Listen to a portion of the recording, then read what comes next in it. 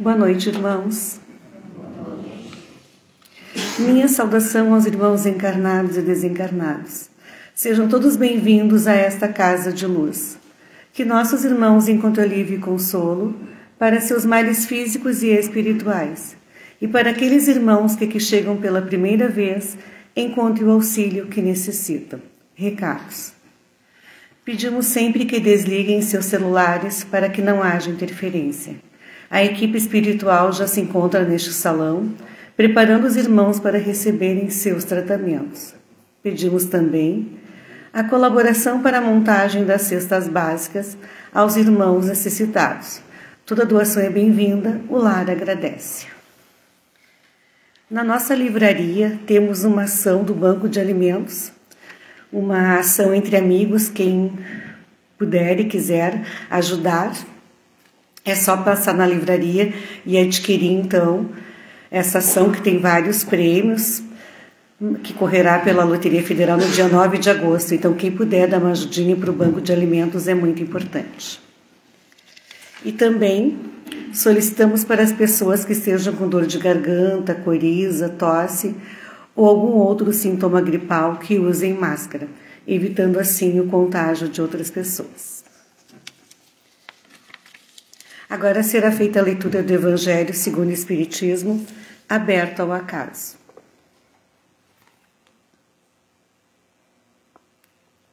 Sempre está caindo esse aqui, acho que já está marcado. Capítulo 16, não se pode servir a Deus e a Mamon, ou não serve, como lição. Emprego da riqueza. Não se pode servir a Deus e a Mamon, guardem bem isso. Vocês que são dominados pelo amor ao ouro e que venderiam suas almas para possuir tesouros, pois eles colocariam acima dos outros homens e dariam os prazeres das paixões. Não se pode servir a Deus e a Mamon. Se a alma de vocês está dominada pela ambição da carne, procurem se apressar para se libertarem desse domínio que os oprime, porque Deus, justo e severo, lhes dirá: o que fizeram administradores infiéis com os bens que eu confiei a vocês? Empregaram esse poderoso instrumento de boas obras apenas para satisfazer os seus desejos pessoais?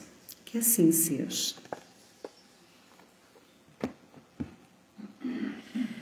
Então, vamos elevar o pensamento a Deus, colocando em nossa tela mental tudo aquilo que aqui viemos buscar, abrindo a mente e o coração para que estejamos receptivos ao tratamento. Convido a todos que me acompanhem mentalmente na prece ao Dr. Bezerra de Menezes. Nós te rogamos, Pai, de infinita bondade e justiça, as graças de Jesus Cristo, através de Bezerra de Menezes e suas legiões de companheiros. Que eles nos assistam, Senhor, consolando os aflitos, curando aqueles que se tornem merecedores, confortando aqueles que tiverem suas provas e expiações a passar, esclarecendo aqueles que desejarem te conhecer e assistindo a todos quanto apelam a teu infinito amor. Jesus, divino portador da graça e da verdade, estende tuas mãos adivosas em socorro daqueles que te reconhecem. Ó despenseiro fiel e prudente, fazei o divino modelo, através de tuas legiões consoladoras, de teus santos espíritos, a fim de que a fé se eleve, a esperança aumente, a bondade se expanda e o amor triunfe sobre todas as coisas. Bezerra de Menezes, apóstolo do bem e da paz, amigo dos humildes e dos enfermos, movimenta tuas falanges amigas em benefício daqueles que sofrem, sejam males físicos ou espirituais. Santos Espíritos, dignos obreiros do Senhor, derramai as graças e as curas sobre a humanidade sofredora, a fim de que as criaturas se tornem amigas da paz e do conhecimento, da harmonia e do perdão, semeando pelo mundo os divinos exemplos de Jesus Cristo, e que assim seja. Passa a palavra, então, agora ao nosso irmão Júlio Ribeiro, que fará a palestra da noite de hoje. Seja bem-vindo.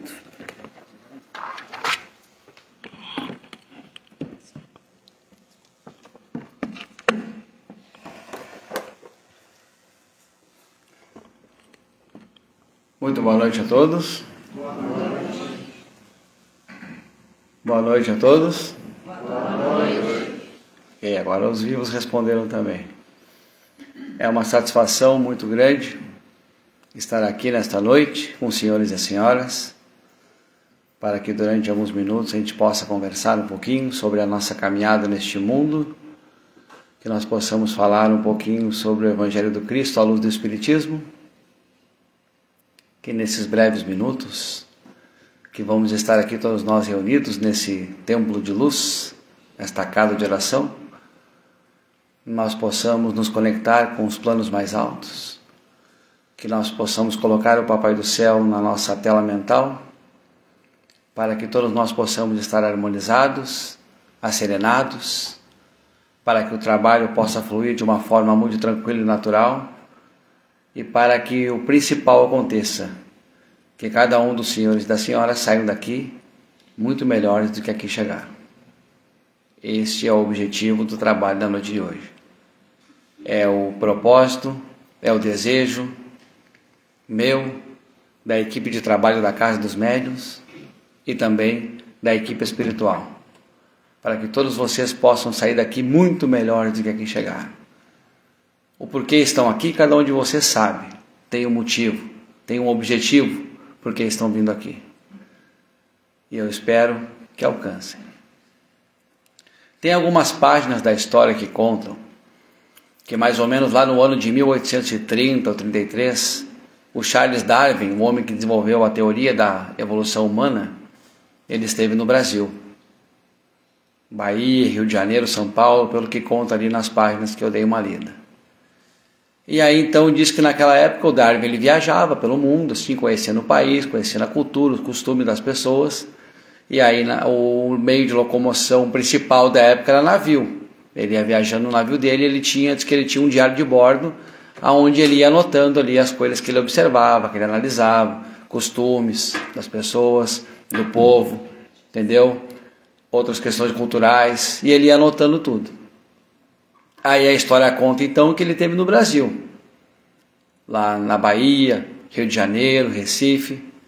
E aí então um professor de história um dia foi ler ali então o diário de bordo do Darwin, que estava exposto numa exposição, e ele começa a relatar algo sobre o Brasil, e ele fica então meio assustado quando ele começa a ler, porque o Darwin começa a relatar então alguns absurdos que ele presenciou aqui no Brasil relacionados à escravidão.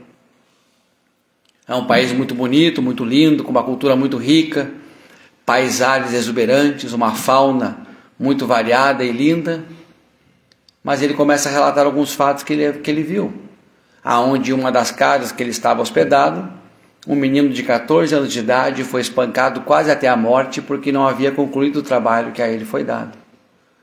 Aonde ele conta que homens e mulheres de poder humilhavam fisicamente, moralmente, seus irmãos semelhantes escravos, porque não realizavam tarefas que a eles eram dadas. Aonde uma mulher foi espancada pelo chacal, pelo capataz, porque tinha deixado uma louça mal lavada. E ele então vai relatando esses fatos. E aí então na conclusão do relato do Darwin, ele termina dizendo assim: o que mais me impressiona, o que mais me deixou boquiaberto é aquilo que esses atos de crueldade, de maldade de homens e mulheres, de poder e de posse, faziam com seus semelhantes, eram executados por homens e mulheres que, aos domingos pela manhã, lotavam seus templos religiosos e gritavam para todo mundo ouvir que amavam a Deus sobre todas as coisas e ao próximo como a si mesmo. Hoje nós estamos comemorando, nesta semana, 46 anos do Lar Irmã Esther. E eu me sinto muito privilegiado de estar aqui falando com vocês nessa data tão especial. Por que eu digo isso? Porque é de suma importância que os senhores e as senhoras venham ao Lar Irmã Esther toda terça-feira à noite. Assiste a palestra, toma o passe, faz o tratamento, sai daqui melhor do que aqui chegou, ok? Isso é lindo e maravilhoso. Mas o nosso trabalho é aonde? lá fora. A casa espírita é um local para muitos de refazimento, é um hospital da alma, do espírito e também do corpo físico. A casa espírita é um pronto-socorro, como queiram chamar, mas é exatamente quase que o mesmo conceito daquele hospital de guerra, sabe? Que os soldados chegam ali balhados, assim, sabe? Como diz o gaúcho, esgualepado. Ele é atendido, ele é tratado e colocado de novo em combate. E o nosso papel é de vir à casa espírita, tentar da melhor forma possível se desligar dos problemas lá fora para que o trabalho possa fluir de uma forma muito natural e eu possa sair daqui melhor do que aqui cheguei. Mas o meu trabalho é lá fora.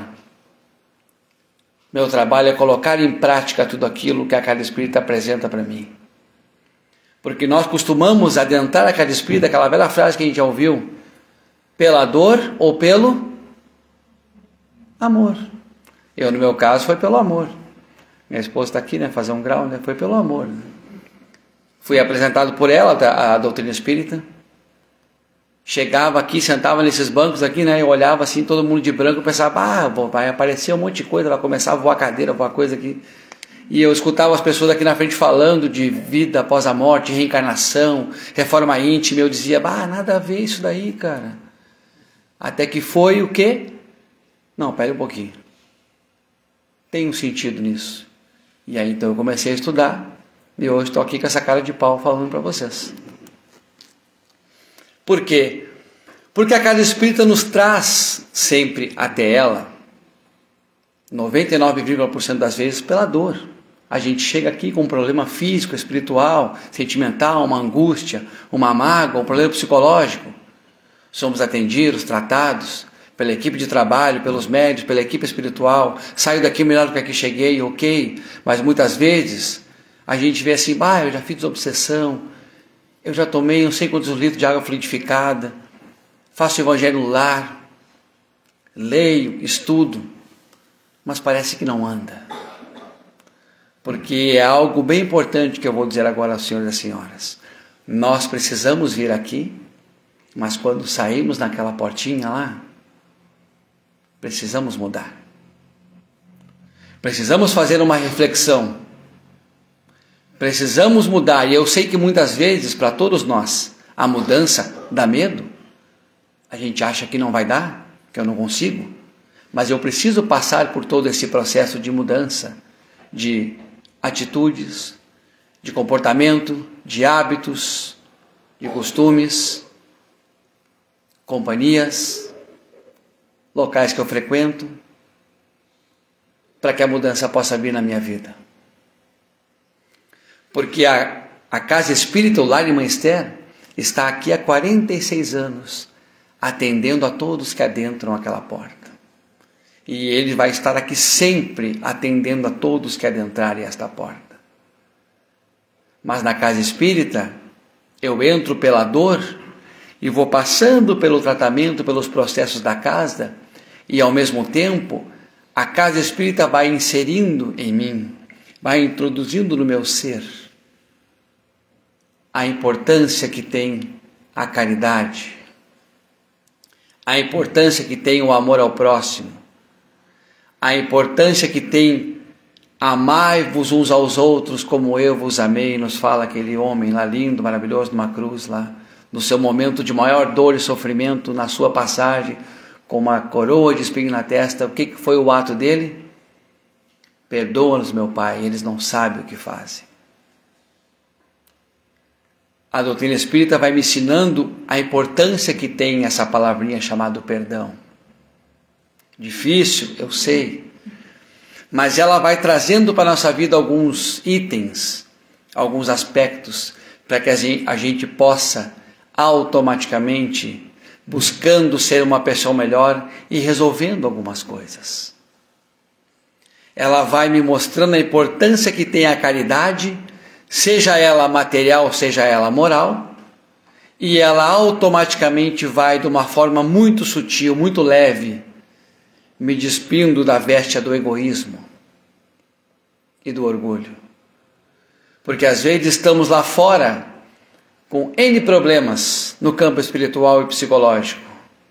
Não, mas eu sou forte, isso aí não é nada. Eu consigo? Ué. Mas daqui a pouco chega num ponto que a gente precisa de uma ajuda e de um auxílio. E aí entra então o lar de Mãe Esther, que vai me atender, vai cuidar de mim, mas ao mesmo tempo vai introduzindo na minha vida algumas lições de mudança, de comportamento, de gesto, atitude, de companhia, tudo que eu falei.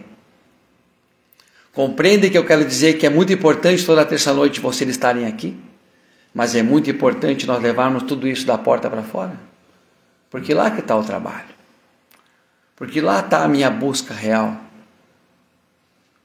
Porque para se despir do orgulho e da vaidade, conforme a doutrina espírita vai largando isso na minha vida, ela vai automaticamente muito conectada, me trazendo uma outra palavrinha de suma importância para a minha transformação. Humildade. Precisamos entender que a doutrina espírita nos mostra de uma forma muito clara, na sua teoria, de que ninguém é mais que ninguém. Eu posso ter mais que o outro, mas não vou ser mais que ele. Isso tudo é um trabalho da espiritualidade na minha vida, que vai trazendo para mim algumas questões para que eu possa trabalhar aquilo que falta em mim, aquilo que não está resolvido ainda. Portanto, percebam que tudo que a vida me dá, materialmente, nada mais é que bengalas, que muletas, que eu recebo da espiritualidade para fazer da minha caminhada aqui e resolver algumas questões que eu preciso resolver. E quando nós desencarnarmos, prestaremos conta. Como está lá no Evangelho segundo o Espiritismo, a passagem da rainha, que dizia: rainha na terra eu fui e achei que rainha no céu também eu seria. E essa rainha, então, quando chega na espiritualidade, o que acontece com ela? Ela encontra pessoas que na terra ela humilhava e pisoteava acima dela, iluminadas. E ela percebe então que todo aquele poder que ela tinha, aquela posse que ela tinha, poderia ter sido utilizado de uma outra forma. E o que nós vemos no mundo hoje? Guerras, brigas, discussões de N fontes. Tudo por quê? Por ganância, por poder, por posse. E quando nós deveríamos o quê? Estender a mão ao outro. Fazer o nosso papel de amar uns aos outros como Ele nos amou. De amar ao próximo como a ti mesmo e a Deus sobre todas as coisas. A doutrina espírita é muito sucinta, é muito sutil na nossa vida, ela vai nos largando, assim, sabe, algumas questões. Nada é colocado em nós à força, nada é empurrado goela abaixo, como diz o gaúcho. A doutrina espírita respeita muito, através do seu trabalho, a minha caminhada aqui neste mundo, e ela vai me esclarecendo, dizendo aquela velha frase de Paulo, quem conhece: tudo eu posso, mas nem tudo. Obrigado, uma voz aqui. Tudo eu posso, mas nem tudo me convém. A doutrina espírita me diz: Júlio, quer fazer? Faz. Mas vai ter o quê? Consequência. Como tem aquela frase do Chico Xavier: o homem tem o livre-arbítrio. Mas, já ouviram falar em livre-arbítrio? Todo mundo já ouviu falar em livre-arbítrio? Eu costumo explicar de uma forma bem prática. O que é livre-arbítrio? Faço da minha vida o que eu bem quiser. Aí tem o Chico dizendo assim: o homem tem o livre-arbítrio, mas a maioria das vezes se torna escravo das consequências das suas escolhas. Todos nós temos o livre-arbítrio. Faço da minha vida o que eu bem entender. Está tudo certo. Só que depois o papai do céu vai bater na tua consciência e vai dizer assim: ó, ok, fez o que tu queria fazer, está feito, está satisfeito, bora. Qual o resultado disso? Isso. Ok. Foi bom? Parabéns. Foi ruim? Toma que o filho é teu. E às vezes a gente caminha nesse mundo assim, sabendo: mas está dando errado, a coisa não está andando, não está engrenando, não está fluindo. E aí o que eu tenho que fazer então, que a Casa Espírita sempre fala para mim aqui? Através das suas obras, das palestras, do trabalho, da instrução, da orientação, fala o quê? Qual o meio mais fácil, mais eficaz do homem vencer as suas dificuldades? Qual é a resposta? Um sábio da antiguidade já vos dizia. Quem sabe a resposta? Conhece-te a ti? Conhece-te a ti? Aí.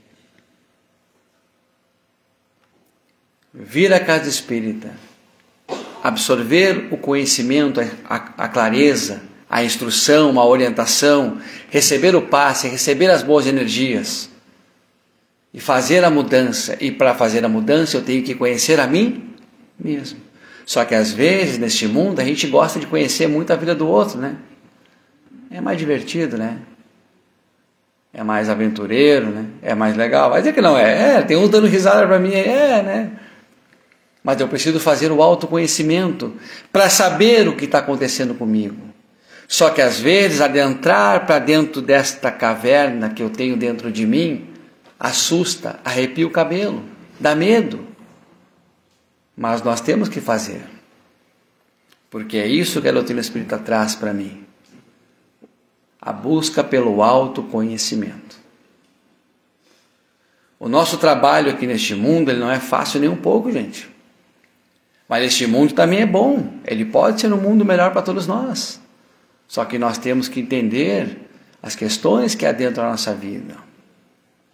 Quando lá no Livro dos Espíritos, Allan Kardec pergunta às entidades superiores: por quais sinais se reconhece uma civilização completa? Uma civilização completa, sabe, que evoluiu, que avançou. E a resposta dos Espíritos é: acreditai-vos aí na Terra. Eles respondendo para nós, que já estão muito evoluídos, porque já têm conquistas no campo da ciência, da tecnologia, já constrói casas melhores, já não se abrigam mais como os homens das cavernas, já conseguem se abrigar da intempérie, do frio, do vento, da chuva. Mas uma verdadeira civilização é aquela que evoluiu no seu campo moral. Nós vivemos num mundo hoje que materialmente ele vai muito bem, não vai? A gente tem casas melhores, se constrói hoje prédios, condomínios, um estalar de dedos, tecnologia nem se fala, ciência, medicina, está tudo muito evoluído, sim ou não? Eu faço umas perguntas assim que eu vejo que tem uns querendo pegar no sono, eu pergunto para ver se a pessoa... Estamos evoluídos, ok? Mas como é que está a questão moral? Há algum tempo atrás, eu vi uma matéria, não sei se todo mundo viu, aonde estavam sendo disponibilizados para algumas pessoas próteses de braço, de perna, para quem precisava.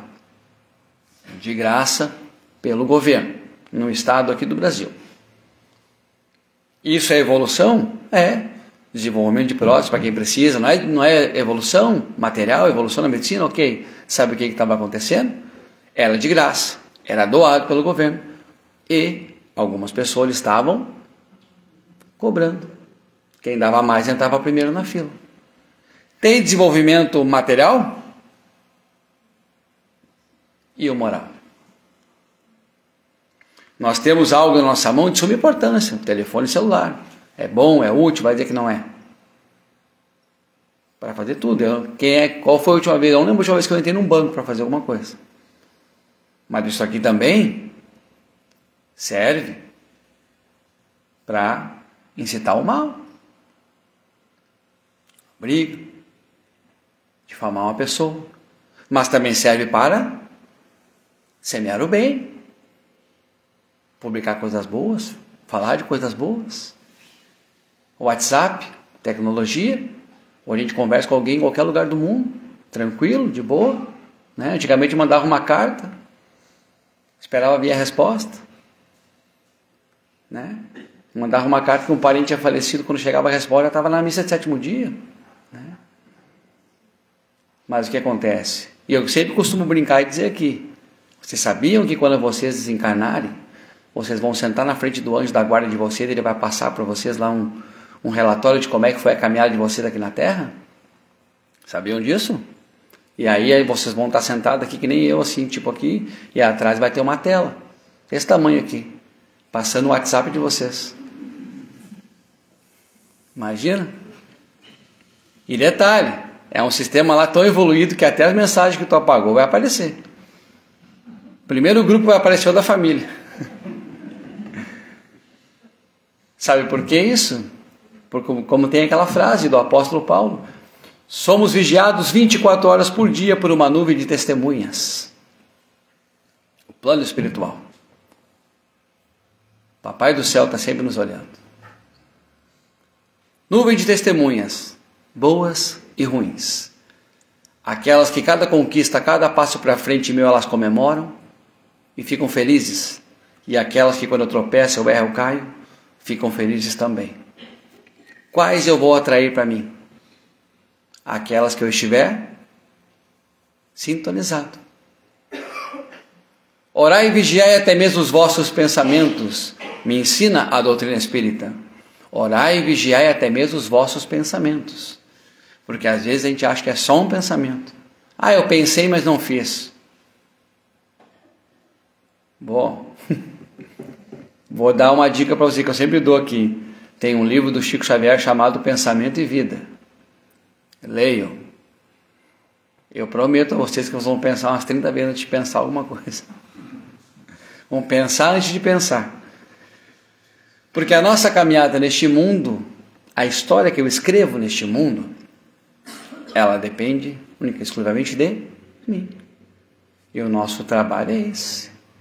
De fazer o bem, de amar ao próximo, de estender a mão, por mais mínima que seja, mas de estender a mão a quem precisa. Ah, mas eu não tenho nada para dar. Será? Será que não tem? Havia um menino de mais ou menos uns 12 anos de idade, que uma vez estava bravo, intrigado, indignado com Deus, que a vida dele estava dando tudo errado. O menino então pegou a mochila, colocou a mochila nas costas, colocou uma garrafa de guaraná e pegou um saco de bolacha e saiu mundo afora, porque ele queria achar Deus para conversar com Deus.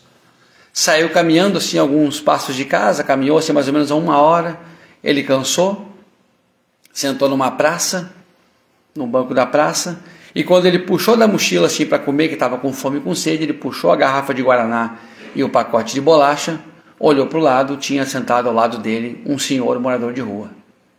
Aquele semblante sofrido, doído, sabe, de quem mora na rua, assim, com uma cara meio fechada. E o menino então se sentiu ali meio compadecido, pegou um pouco de bolacha, assim, um punhado de bolacha, e largou na mão daquele homem. No momento que as bolachas caíram na mão do homem, aquele homem abriu um sorriso para o menino, mas não foi qualquer sorriso não, foi um sorriso que ele jamais havia visto na vida, assim, um sorriso lindo, maravilhoso, que brilhava, assim. O menino se empolgou com aquele sorriso e entregou todo o pacote de bolacha para o homem e a garrafa de guaraná. E o homem comia a bolacha, tomava refri, olhava para o menino e sorria, e o menino sorria para ele. Eles ficaram ali não sei quantos minutos comendo bolacha, tomando guaraná, não dizia nada, só sorriam um para o outro. O dia foi caindo, o menino voltou para casa, chegou em casa cantando, alegre, saltitando, e a mãe falou: ué, o que aconteceu contigo? Saiu daqui algumas horas atrás, bravo, indignado, chutando tudo, que queria falar com Deus, que a vida estava dando errado, agora tu volta rindo, cantando, saltitando. E ele fala assim: mãe, se eu lhe contar, a senhora não vai acreditar. Eu passei a tarde sentado na praça, tomando guaraná e comendo bolacha com Deus. Olha que sorriso que ele tinha. Sabe, o sorriso que me animou, me alegrou, mãe. Lá na praça, o senhor sentado no banco, morador de rua, chega um outro companheiro de caminhada dele, morador de rua. E aí, cara, o que tá fazendo aí? Ah, se eu te contar, tu não vai acreditar. Eu passei a tarde toda sentado aqui nessa praça, comendo bolacha e tomando guaraná com Deus. Era um rapazinho bem jovem, Deus. E que sorriso ele tinha, sabe? Mudou meu dia, mudou minha semana, me alegrou tanto. Eu não tenho nada para dar para ninguém, não. Um sorriso muda a vida de alguém. Não temos nada para dar? Temos. A caridade material é importante? Demais. Doar roupa, alimento, agasalho, brinquedo, doce de balas para o Natal das crianças. É excelente, é demais. Mas a caridade moral? Eu dou o que eu tenho dentro do meu coração. Um bom dia, uma boa tarde, uma boa noite, um elogio, nem que seja uma mentirinha do bem, mas elogia a pessoa, conversa com ela. Porque nós estamos conectados uns aos outros. E a doutrina espírita me mostra isso muito latente. Me mostra isso de uma forma tão especial, que a caridade é de suma importância. Então, eu trago a vocês aqui, então, que eu fiz uma colinha aqui, né? Alguns dados do nosso querido e amado Lar Irmã Esther. São cerca de 3.500 pessoas atendidas por mês aqui nesta casa. Mais de 800 refeições de lanches gratuitos servidos por mês. 170 ranchos distribuídos mensalmente. Cerca de 90 enxovais são entregues a futuras mamães carentes. Mais de 1.500 peças de roupas e calçados e cobertores são distribuídos por mês aqui nesta casa. Caridade material, mas também a caridade moral. Adentramos aquela porta com problema, com dificuldade, e somos atendidos, somos tratados, somos cuidados, somos abraçados espiritualmente e saímos daqui melhor do que aqui chegamos. E lá fora, qual é o meu papel?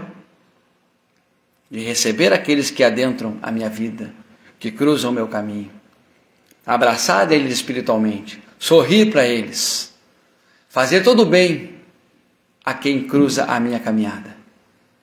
Porque a nossa vida, senhoras e senhores, tem uma coisa aí que eu acredito, chama-se lei de causa e efeito, de ação e reação. Toda ação neste mundo tem uma reação. Isso é fato. E, portanto, então, nós devemos abrir o nosso coração para o trabalho na casa espírita. Tem uma historinha que conta que havia um menino de 10 anos de idade que sonhava em ser um pianista profissional. Aí um dia então a mãe dele estava caminhando no centro e viu lá um anúncio com um cartaz que havia um pianista profissional que ia tocar no centro da cidade. Então a mãe foi lá correndo, juntou aquele dinheirinho todo assim, comprou os ingressos para levar o filho lá para assistir o pianista profissional tocar. Eles pegaram então a melhor roupa que eles tinham, sabe, entraram no teatro, aquele teatro com tapete vermelho, lustres, coisa mais linda, assim, o teatro todo ele muito bem arrumado, muito bem alinhado. Quando a mãe foi sentar no lugar que marcava no ingresso para assistir o espetáculo, ela encontrou uma amiga que há tempos não se viam, e elas então foram atualizar o status dela, entendeu? E aí então o menino saiu a caminhar pelo teatro, a explorar o lugar, assim como uma criança vai, caminhando para lá, caminhando para cá. De repente então o menino chegou à frente de uma porta que dizia assim: proibida a entrada. Para uma criança é como se ele traduzisse: seja bem-vindo. Ele meteu a mão na porta e abriu a porta e entrou. Um monte de gente correndo, caminhando para lá e para cá, toda uma bagunça assim, uma agitação.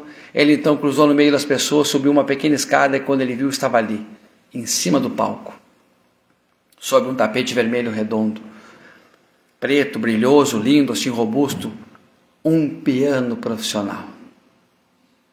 Ele jamais havia visto um. Ele tinha apenas um de brinquedo pequenininho que a mãe comprou para ele, parcelado em 24 reencarnações para pagar. Então ele não pensou nem duas vezes. Ele chegou, sentou no piano e começou com os dedinhos indicadores dele a tocar a música do Caicai Balão. Que sempre quando eu conto a história eu pergunto, todo mundo conhece, eu não vou cantar, né? Começou a tocar o Caicai Balão. E ele foi errando uma latinha que outra, mas estava lá brincando. De repente então apagou as luzes do teatro, a luz do palco acendeu, abriu a cortina e para o susto da mãe, quem estava em cima do palco, o filho dela, tocando no piano. Naquela reação, naquele instinto de mãe, olhou para o pé, não estava com havaianas para tocar. E pensou, o que eu faço? Brigo, xingo, discuto, fico alegre, feliz? E ela fica ali parada, olhando assim, estática. E está lá o menino, arranhando um Caicai Balão, de repente então entra no palco o pianista profissional, com aquele traje de pianista profissional, se aproxima do menino, estende os braços por cima dele e começa a ajudar ele a tocar o Caicai Balão. De repente o menino erra uma nota, ele olha para cima e o pianista fala para ele, não para, continua tocando. E eles então tocam todo o Caicai Balão ali, o público aplaude, o menino vai para o lugar dele, assiste o show e todos foram felizes para sempre. Todos nós nesta caminhada, meus queridos amigos e irmãos, andamos mais ou menos como um menino da história,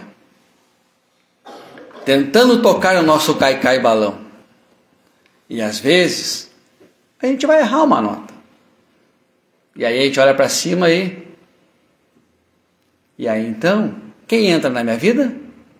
Deus, que estende as mãos sobre mim e me ajuda a tocar o cai-cai balão.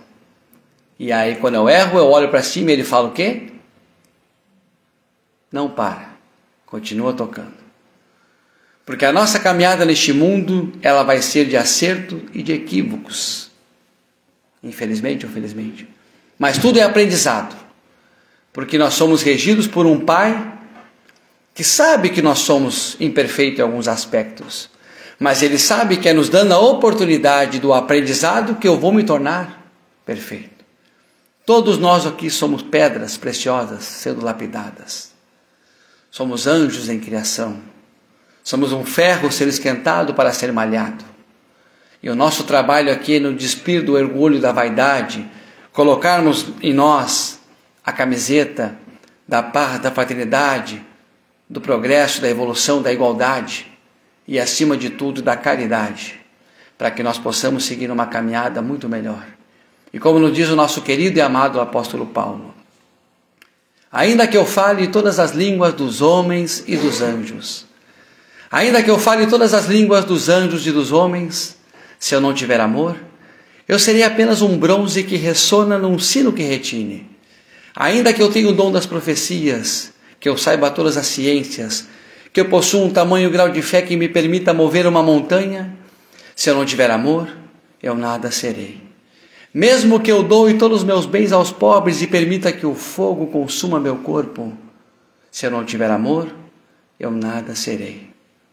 O amor é paciente, o amor é bondoso, nada exigente, arrogante, orgulhoso, nunca é descortês, nunca é interesseiro. O amor tudo supera, tudo espera, tudo crê. O amor não terá fim.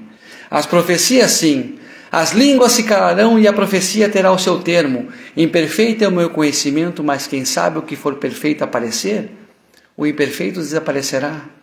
Quando eu era criança, eu brincava como criança, pensava como criança eu raciocinava. Hoje eu sou um homem feito e me despojei dos atributos de criança. Por enquanto vejo Deus somente através de um espelho, mas logo verei Ele de face a face. Por enquanto conheço apenas uma parte, mas logo saberei como por Ele Deus eu também sou visto.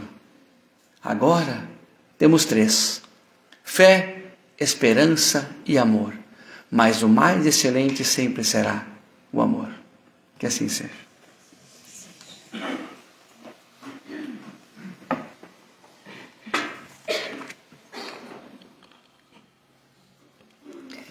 Agradecemos pelas palavras do nosso irmão Júlio, que possamos levá-las como reflexão e prática para o nosso dia a dia. Convido os irmãos médiuns que se dirijam à sua sala de trabalho.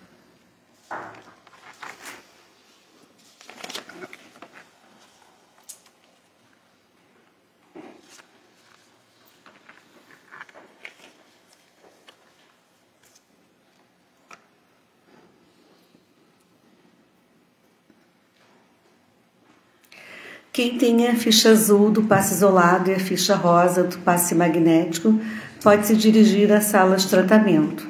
Quem tem a ficha vermelha, por favor, permaneça no salão.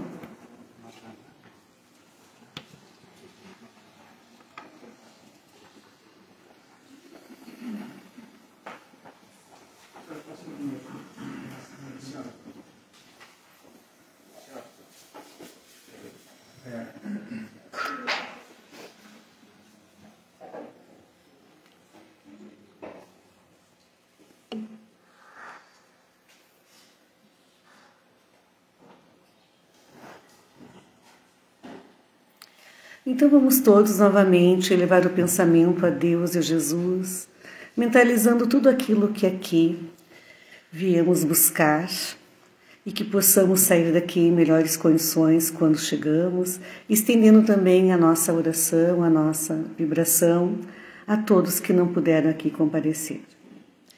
Vamos então receber o passe através da prece de Caritas.